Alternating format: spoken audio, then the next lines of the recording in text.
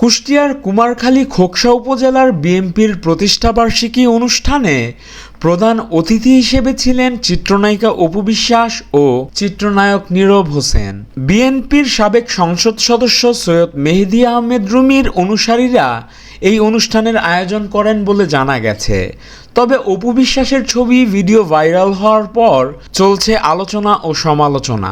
অনেকেই বলছে অপু বিশ্বাস পল্টি মেরেছে। তবে বিগত সময়ে আওয়ামী লীগের রাজনীতির সঙ্গে যুক্ত ছিলেন নায়িকা অপু বিশ্বাস। সাবেক প্রধানমন্ত্রী শেখ হাসিনার আদরেরও ছিলেন নাকি তিনি, এমনটাই জানা গেছে।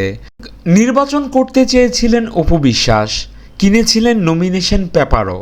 এছাড়াও আওয়ামী লীগের হয়ে তাকে দেখা গিয়েছে মন্ত্রী এমপিদের নির্বাচনী প্রচারণায়। 2024-এর নির্বাচনে বন্ধু ফেরদৌসের হয়ে রাস্তায় রাস্তায় ভোট চাইতেও দেখা যায় অপু বিশ্বাসকে। অপু বিশ্বাস কুষ্টিয়ার অনুষ্ঠানে বক্তব্য রাখার সময় বলেন, আমি আপনাদের জন্য আগেও কাজ করেছি, আরও কাজ করব। আমি একজন শিল্পী, আর শিল্পীর পরিচয় জনগণের কাছে আসা, মানুষের ভালোবাসা পাওয়া।